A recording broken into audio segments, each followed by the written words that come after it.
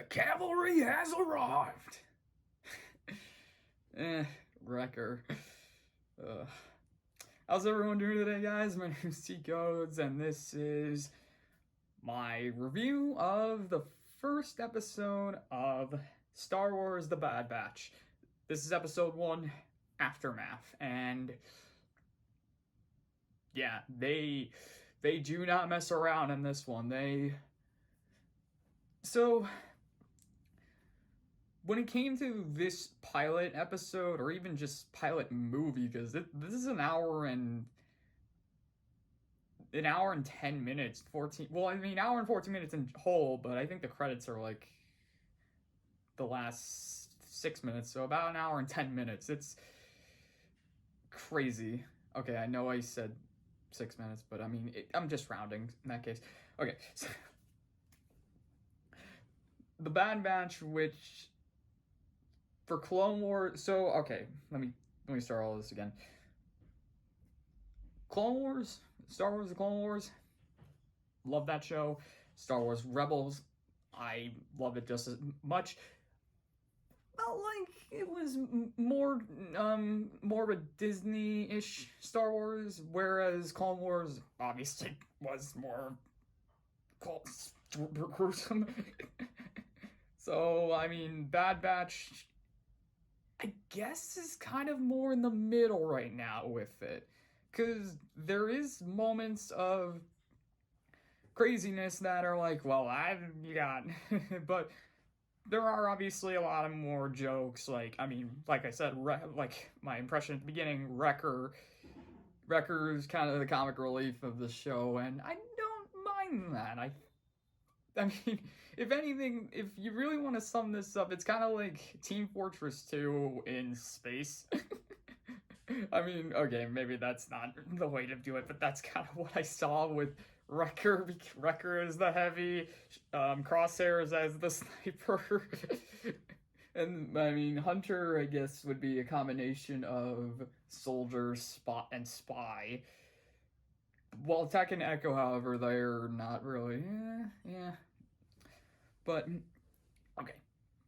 Let's talk about this episode, because right out of the gate, I was having fun with it, because, you know, I mean, just seeing the logo, Star Wars: The Clone Wars, burn into the Bad Batch, I thought we were gonna get into some great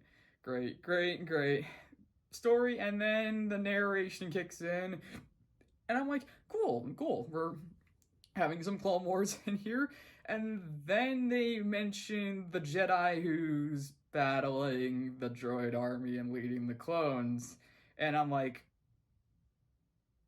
oh no, I know that name. So I'll admit, so to start, the Bad Batch working with Kanan Jarrus, or I mean Caleb Doom in this case, because that's what his name was before he changed it to Kanan Jarrus during the Empire and Rebels. So seeing him interact with the Bad Batch, I actually thought was cool, because, again, you know, a lot of people, there were times in Rebels when they're like, then they mention how Kanan kind of was like Ezra. He was very reckless. He had his spontaneous ideas here and there, and he just thought it was so cool to hang out with the Bad Batch. But the thing was, I wish we actually got to see more interactions with them, because they just they open with the battle, and his master, Pepe Tubal, I think I completely forgot her name. I mean, I like, every time I hear it, I'm like, I automatically know who it is. I just can't really say it. But she's battling with the army, and they're pinned down against some droids. So she says that the reinforcements will be coming in shortly, and that her apprentice will take care of it. And so that's when Kanan comes in, or Caleb, I should say. I know he's a kid, but Freddie Prinze Jr. voicing him? I don't know. I mean, I get why they wanted to do it, to, like, kind of make you realize that it's Kanan. I mean, because his design is a little bit different than Kanan in Rebels, because I mean, the start his skin is lighter. He hasn't gotten that tan yet. He didn't get the tan yet, and he doesn't have a beard. He's younger. He still has the hairdo, kind of like he kind of has like an Obi-Wan. He looks like a young version of Obi-Wan Kenobi, if I'm being 100% honest. Like Obi-Wan Kenobi in Phantom Menace, basically what Kane looks like here, except he's voiced by Freddie Prinze Jr. instead of Ewan McGregor. And he comes in and his master is asked like, where are the reinforcements? And Gail was like, oh, don't worry, they're right behind me. And I'm like, really? And then she's like, how many? Or no, the clone's like, how many? And then he's like, 5. And so you automatically know it's the Bad Batch. And I love the clone captain's reaction. He's like, oh, great. It's like Caleb's, and then Kanan's like, no, this, you gotta see these guys in action. They're different. And I love the way they do it. I love this. So you got the droids moving in, and all of a sudden you hear a noise off to the side in the trees on the side of the hill, and the droids are like, blast them, and they're shooting, and you think I thought it was Wrecker like coming in like a bull or something. And I kind of was right, but there's a giant boulder in front of him. This giant boulder who this rolls in, knocks like the first 2 rows of droids off the cliff, and I love one of the droids saying, hold your position. And then the Bad Batch comes in, and pretty much like what they did in the Clone Wars, they wiped the floor with the army. It's not even fair. And the Bad Batch episodes in the Clone Wars series, those were some of my favorite episodes just because of how crazy and fun they were. Again, it kind of feels like Team Fortress 2 meets Star Wars, except these guys are a little more grounded than the guys in Team Fortress 2. I mean they don't swear, they don't I mean, well, I guess that's not too far. So yeah, they wipe the floor with the droids, and I love how Hunter then meets up with Caleb and his master, and then the clone captain, and they're like, I suggest you move forward.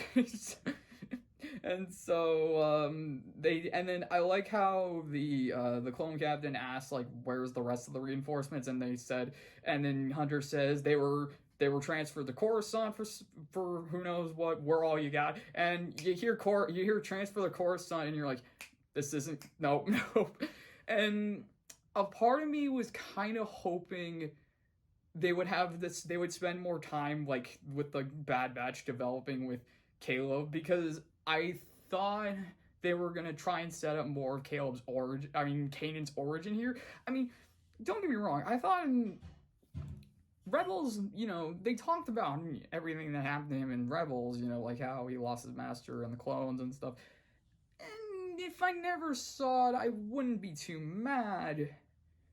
But the way they do it here, I felt it was a little too rushed. And I'm not trying to crap on this, because the animation in this is, there are so many shots in this episode where I could literally just pause it, take a screenshot, and make it into a poster or a portrait. That's how breathtaking they are. And one of them comes when they don't even, so we don't even get a second to breathe with this group, because after, the talk with the captain, the Jedi, Kanan's master, and they start moving forward, then the clone gets a transmission, and it's execute Order 66, and a part of me was like, what? And what was kind of like the gut wrencher though was I've never read like any of the comics or the book, or I think the book that explains Kanan's origin of how he lost his master. But by the way they described it in Rebels, I always thought he was kind of like right there with his master, and she told him to run, and so he did. This episode, he's with the Bad Batch because he asked his master if he wanted to go with them, and that totally makes sense because he's a kid. He wants to have fun with these clones, and so he goes with them. And while they're running, they cut back to his master and the clone, and that's when the Execute Order 66 comes in. And every time they say it, you just feel a chill go up your spine. Like last year with the series finale of Clone Wars, when it happened with Rex and Ahsoka, it's so.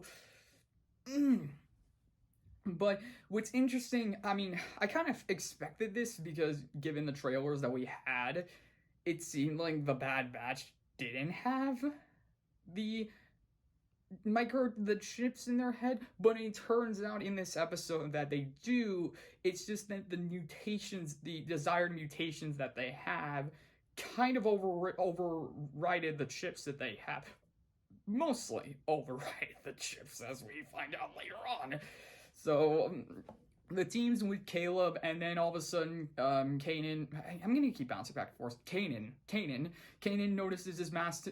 Hears the shooting, turns around, sees his master is being mauled. Like she's surrounded. She's literally she's deflecting a good amount, but she's still getting hit. Like you do see her get hit a few times, and so Caleb and Kanan whips out his lightsaber and tries to go back to help her, but his master shouts at him and tells him to run.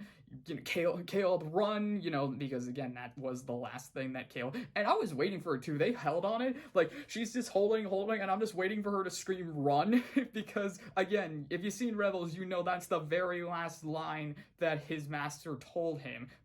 And so she says it, and Kanan does exactly that. He turns around and starts running, but then he sees the Bad Batch, and because the clones suddenly turned on him and his master, he assumes that the Bad Batch is also out to kill him, so he takes off into the woods, and I thought they were just going to leave it there. I thought the Bad Batch was just going to stay and be like, what do we do now? But no, they actually, I mean, I guess it makes sense why they go after him. Like, so Hunter and Crosshairs go after him while Tech and Echo try to figure out why the clones suddenly did this, and Wrecker just tries to stall the clones. That was so weird. I'm like, why are you putting him in charge of stalling the clones? And Hunter and Crosshairs, they go to find Kanan in the forest, and Hunter is able to find him, but it turns out Crosshair, as I mentioned before, with the chips, with the inhibitor chip, I don't know, the chips in their head, Crosshairs, he isn't fully like blind obedient, follow orders. He does try to kill Kanan in this. I mean, the second he sees him, he does fire at him, but he's arguing, but Hunter argues with him, and Crosshairs is like, orders are orders. And again, man, I gotta just say, D. Bradley Baker, how long has Clone Wars? I mean, Clone Wars it's been over a decade since Clone Wars aired. I still think all these clones are different people. Like, D. Bradley Baker is so good with these voices. I love it. And yeah, and like just hearing the Bad Batch talk, you really feel like they have their own personalities, they're their own characters, yet it's all from the same voice. It's absolutely insane. And I love it for that. But okay, back to Kanan and Hunter and Crosshairs. So Crosshairs is kind of falls behind as Hunter chases Kanan down, and Kanan is at this cliff over a river by a waterfall near a lake with a mountain in the background and a forest on the other side. And you're wondering why I'm being so specific with the details, because they have a shot. There's multiple shots actually. They have like this shot. You pan out and you see Kanan at the cliff, and you see Hunter there, and you just have this amazing background. And then, obviously Kanan is very untrusting of Hunter because, again, clones turned on him.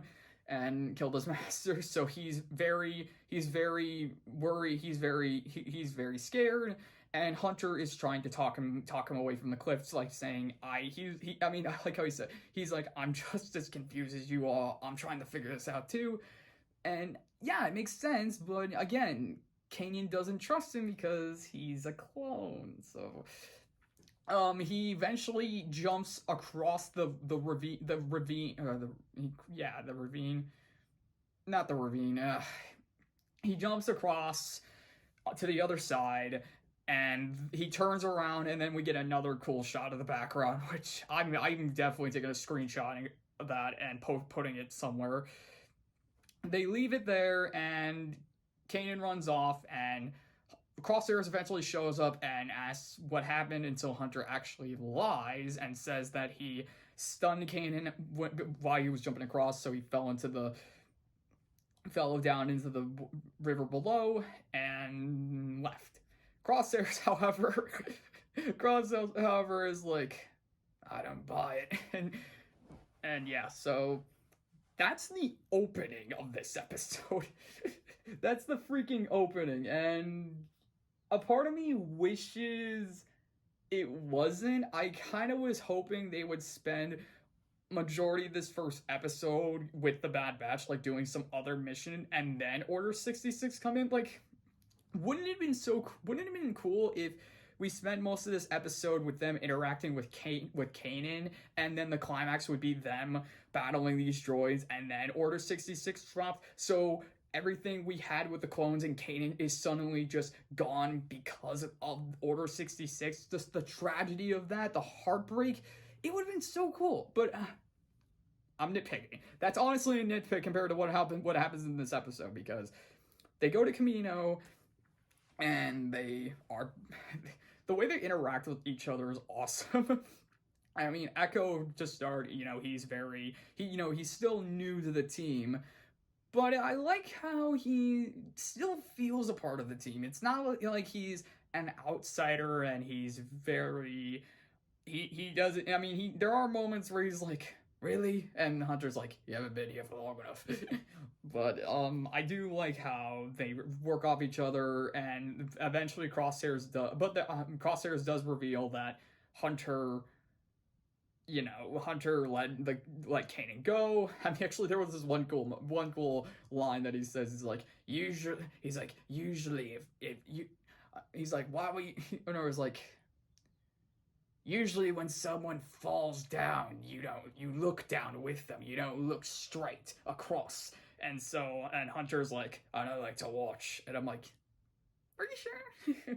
So Crosshairs puts two together that Hunter let Kanan go, and so he's against Hunter for doing that and believes that they should have followed orders, but Hunter is like, but let's figure out, why was that? Why did we do this? It's like, because they know Jedi. They know that Jedi are supposedly the good guys. So Tech and Echo eventually discover Order 66, and they're still rather confused about it because, again, Order 66 kill all Jedi. So, yeah. So they arrive back on Kamino, and they are told that they are going to have to go to this meeting, and Hunter is like, this is a meeting I gotta see, and I love, I think it was Tech that said it. That's a first. It would make sense that Hunter wants to go to the meeting, and it's Emperor, and it's Palpatine's speech about the Jedi and reforming the Empire, and yeah, and what I kind of do I like this too, cause Clone Wars did this a bit, and Revenge of the Sith did this a bit, in terms of how Order 66 changed them mentally. In Revenge of the Sith, it didn't feel as extreme with it because it was usually around Order 66, like Revenge of the Sith. They had the clones being a little bit hostile with some of the no, actually, well, they weren't too hostile with Organa when he arrived at the Jedi Temple, but this so this episode, however, there aren't any Jedi on Kamino, but these clones are just they're just jerks. Like, they're jerks. They are kind of brainwashed into respecting and loving the emperor and the empire, and so you can argue, well, they're on Camino, they're in training, so this is probably what they're being taught. But at the same time, there's a few that still act like jerks, like the Coruscant troopers. They're on Camino, and they are very hostile with some people. There's a few moments where, I mean, they don't get too extreme with a few things, but yeah, there's a few moments where it's like, okay, come on. And obviously on Camino there's off. If you've seen the trailers, there is a little kid with them. Her name is Omega, and which it was weird the way she said her name the first couple of times. I'm like, wait, what is it? Omega, and I'm like, oh wait, Omega. And what I found rather interesting about her is, I mean, obviously to start, she is a clone. I kind of I know for some people it was a little hard to tell, and for me, I'm like, well, I mean, her accent is her accent is the same as the clones. She looks, she kind of has the face. Obviously, the eyes are different and her hair is different, but other than that, she actually is a clone. And I'm not surprised that they tried to make a girl clone. I just wonder if they made more, because if this is the first girl clone this late into the war, I'm like, really? You haven't really tried that before? And yeah, and so what's interesting about her is out of the gate, her introduction is also kind of interesting. They're just walking down the hallway, and all of a sudden you hear her speak. They turn around and they see her, and she says each of their names, and obviously, and it shows early on that she's really interested in them. She kind of likes them, and it's weird. And they're like, why? And so she's like, well, I mean, not exactly. I'm not one that fits in here either. And I mean, I'm like, that kind of makes sense, because it's a girl amongst an assortment of men who are the exact same. I mean, and the actual people on Camino. And yeah, so I'll admit, at first I wasn't sure how to feel about her, but then I kept thinking, well, I mean, Ahsoka from Clone Wars was kind of the same, and look how she turned out, so maybe Omega will come to the same level as Ahsoka. I mean, she's fine. Again, she's a kid, so she kind of can get away. She can kind of get away with a few moments of annoyance, but overall, I thought she was cool. I thought she was very understandable as to why she was the way she was. And as we learned by the end of the episode, there's a lot more to her than we realized. So the Bad Batch, they spend part of the episode on Camino with Grand Moff Tarkin, or not Grand Moff Tarkin, it's just Tarkin in this case. And so for Echo, obviously, he's not exactly. He knows how Tarkin feels about clones, and he's not exactly happy to see him, and so he kind of warns the group that this could possibly mean bad news, and it does, because Tarkin comes to say that he wants to shut down the Emperor wants to shut down the clone program, and this was my favorite this was my favorite line in the whole episode. So obviously with Tarkin's argument is that people who are loyal to the Empire will volunteer to defend it, and he's like, and then the Prime Minister of Camino is like, but they won't be as accurate and as loyal and as efficient as clones. And then Tarkin's like, no, they will under my supervision. And I'm like, oh, you do good jobs with that, I say. And what's interesting about Tarkin in this, we've seen him do a lot of smart things, but I mean, he's not like an idiot in this one. I mean, again, just hearing the irony in his talk about the clones not being as great as people, as being soldiers, because we all know how bad stormtroopers are. But again, it's a nitpick. So yeah. So along with that, Tarkin asked for a demonstration of the Bad Batch, and at first it seems like a very normal exercise with these stun droids and a few turrets, but then Tarkin cranks it up by asking the people to have droids who actually shoot live rounds, and of course that for the Bad Batch that is very WTF because they don't have blasters, they also have stun guns, so they have to kind of think outside the box and use their different tactics. And so I really like what they do is they pin one of the droids down, and it's not like a, like the blast on Roger droids or even the super battle droids. They're their own, their own cool looking battle droids. And so so Wrecker pins one down, and Tech then hacks it and uses it to take out the other droids. And there's also this really cool shot where Wrecker throws his knife up in the air and Crosshairs shoots it and then hits the knife, and the knife just goes directly into the droid's head and just kills it on instant. And I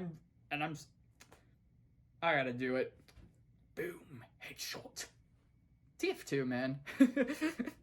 So Tarkin is actually impressed with their performance and asks if have there been more of them, how many exactly are there, and he gets an answer of 5.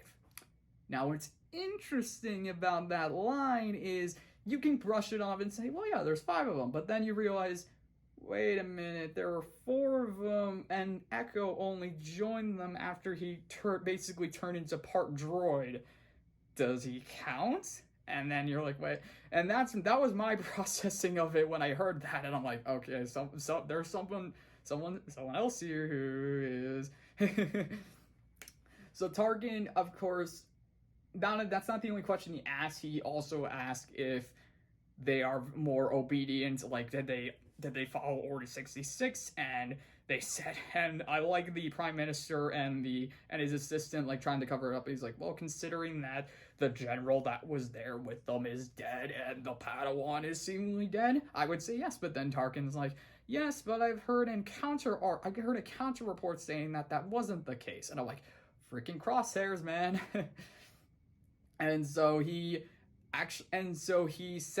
basically tests them to see just how loyal they are to following orders, because he sends them to a rather familiar planet to take out a legion. What do they call it? What do they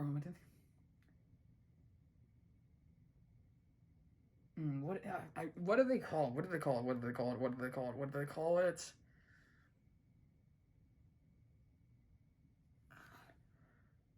I forget what they called them. Why did I forget what they called them? So basically, Hunter thinks it's just insurgents. I don't know why that took me forever. So Tarkin sends the Bad Batch to a familiar planet, as I said, to take out these insurgents who are seemingly against the Empire. And so Hunter brushes it off as like, oh, there's probably a droid battalion still out there. And so they go, and they're there, and then they realize something's not right. And as they see, it's not right, because these so-called insurgents are actually people, families, children, and then this was a WTF moment of the episode. Crosshairs has his scope on an old lady, and it's literally at her head, and he's like, just give me the order. And I'm like, you're gonna shoot an old lady in the head? You're not gonna. I'm like, if you had on one of the guards, I get that, but an old freaking lady, dude, Crosshairs, you kinda messed up. And of course, Hunter is saying no. And at first, I thought the people who surrounded them were clones that were hiding there and like testing, and it was like all part of the test. And Tarkin was like, "You have failed me." But no, they were actually the guards of the group. And as we find out, big shock, it's Saw Gerrera. And he's there, and he talks, and he basically explains the situation and says that they shouldn't be fighting, you know, they shouldn't be, you know, like, he's actually like, so they send you to take us out.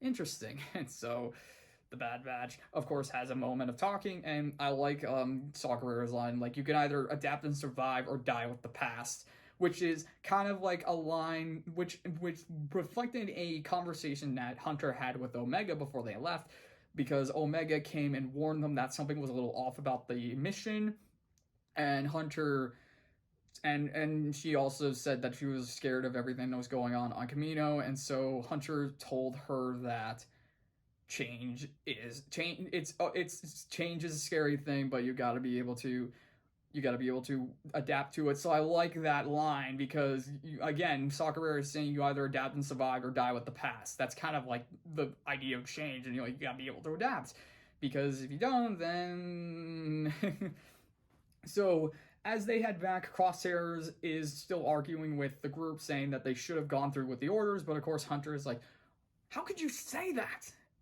And then eventually they've realized that they're being spied on by a pro droid, as Hunter, just like a freaking badass, Crosshairs is right there in his face. Hunter's is just looking at him, whips out his pistol, boom, just droid in the distance, bam, pro dead. And I'm like, it's so cool. I love it. I love the way they do these. So, of course, in the moment, they're like, well, I guess we can't go back to Kamino because it's too dangerous. But then Tak is like, well, actually, we might have to go back. And they're like, why? And he's like, well, I mean, Omega is technically one of us. And, of course, that's the realization that the fifth, because he discovers that they were reported that there were 5 of them that were made, but obviously Echo isn't one. And it's Omega, and her desirable mutation is hyper awareness, and of course that, and in other words, that means basically every nook and cranny that's going on in a situation she can pick up. So like, and I show it a few times. Like there's one scene where she's in a ship and she notices when they're going to light speed, she notices the buttons that they push in. She notices the coordinates. She notices like the pull on the lever. So like she's able to catch a lot of things, and I was kind of wondering if that was like a nod to the idea of them cloning a force wielder, because you know, force wielders, they have to trust the force and are very aware of things for the most part. So I was wondering if she could possibly be a force wielder. So, and this is my favorite line, is like Tak is just looking at him, is like, wait, you guys didn't know that? They're like, it's not, and he's even like, isn't it obvious? And he's like, how? No, it's not. Because again, it's like, it's a kid, girl, clone with blonde hair, blue eyes, and works on Kamino and kind of like the med bay. So it's like, it's not that obvious that she is the 5th member of the Bad Batch, or, you know, or I mean, yeah, technically she is now part of the Bad Batch. So obviously, with her on Kamino, they know they have to go get her, and so they do, and they immediately get captured. And they get thrown into a cell, but then Tarkin actually has Crosshairs come into the med bay, and they actually do some experiment on his ship, because Tarkin noticed it, because it was Crosshairs who was the one that sent the counter report over against Hunter, so Tarkin knows that Hunter is the one that is more obedient to following orders, and so he asks them to amplify his chip, basically, so that he really will become part of the clone army and be that he is loyal. He will follow any order given to him, no questions asked. And so, yeah, it gets kind of dark. And with the Bad Batch and Omega, they captured Omega because she was looking around in their room and she got caught, and so they throw her in a cell. And I found this rather weird. I'm like, wait, why did they throw her in the exact same cell as them? Wouldn't they want to split them up? And being the idiots that they are, they're like, we threw all them in here, so now they can work together to break out. So Tech notices that Tech figures out that Camino wasn't built as like a military base, so he figures that there must be a non-reinforceable way to get out. So he notices that part of the wall is a little bit weak, so he has Wrecker punch part of the wall to take a panel out, and it's a vent. So they send Omega through, and she, for the most part, is good. And then I like that she's crawling. She's in the roof of the. She's in the ceiling right above the three guards, and she accidentally breaks through and falls and hits and knocks and takes and lands on them. But then all the clones get back up, and two of them are dealt with. But Wrecker, he punches one so hard his mask fractured, and I swear I saw like a smoke of something, like a smoke of, I don't know. And oh yeah, by the way, attention to detail in this episode. There's a moment in the training exercise where Wrecker gets shot and his armor is smoking, and then when they go back to the room later on after the exercise, it's still smoking. Like there's a shot of like his armor still smoking. It's not like very obvious, but if you really pay attention, you can see the smoke. The animation, man, is so amazing. I love it. You know, that's probably where the budget went for most Disney animated shows. You know, it's like, Bad Batch, we focus on you. Owl House, Amphibia, DuckTales, we'll not focus on that. While we're at it, delay Amphibia's finale, but it's coming out in less than a day, so delay it anyway. Oh, and, we notified everyone, right? No, we didn't. What do you mean? iTunes didn't know that they accidentally released the episode. I'm sorry, I had to throw that in somewhere because... Disney this past weekend. Oh, Disney this past weekend. Oh boy. Anyway, back to this. So they break out. They head back to their ship. They grab all their gear, and basically the climax of the episode is this standoff in the hangar as clones come in and crosshairs as well, and we have this short, clever battle with the crew. That was weird. So they eventually escape. They get in the ship, and it's without crosshairs. So all of a sudden, we have kind of like our line drawn. We have the Bad Batch and Omega, and then we have the Empire with crosshairs on their side. And so even Hunter acknowledges the fact that now that crosshairs is on their tail, they really can't just go and hide somewhere. They have to do something. And it ends with them going and to their next location, and I really like this too, where Omega is, she's in the ship, she's just mesmerized by the world, by the space that they're by being in space, and Hunter asks this is the first time in space, and she actually replies, first time anywhere. Yeah, I mean, kind of spent her whole life on Camino, so actually going to space is kind of amazing. And then I like the way Hunter can actually interact with kids. With Kanan, he before Order 66, the two really seemed to be getting along, and then when Order 66 happened, he really tried to connect with him and try to calm him down and sympathize with him. And even with Omega, there were times where he was annoyed with her, but there were also times where he actually did look like he cared for her. He talked with her, was explaining things, and he basically wanted her to be safe. He said that being with them was a little dangerous and not exactly a safe bet. Which is understandable because, the Bad Batch, what do you think they're gonna do? But being a part of the team and actually technically being a member, being part of a Clone Force 99 is actually pretty cool. I like that idea. And I mean, like I said, we saw where Ahsoka started and where she went. So I'm hoping that's kind of what we're gonna see for Omega in this season, because I think there's 16 episodes, and this is episode 1. This was over an hour long, and this was episode 1. Again, the pilot, so who knows how long the rest of the series episodes will be. Yeah. So, man, this episode was this episode was really fun. I really had a lot of fun with it because, again, the action, the animation is unbelievable. I mean, they've come so far with the animation. It's breathtaking. It is amazing, and a part of me hopes that as we continue onward with this, it just gets better and better. And I also want to see like Mandalorian in this animation, Boba Fett in this animation. Like, I want to see that continue. Like, that would be epic. Even if it's just a movie. I mean, you can make a movie. You can make a movie with this animation. I imagine you can win like best animated flick. Granted, you gotta have a good story behind it as well. So, but yeah, in terms of this first episode, I enjoyed it. I glad to see that we have a connection with Rebels.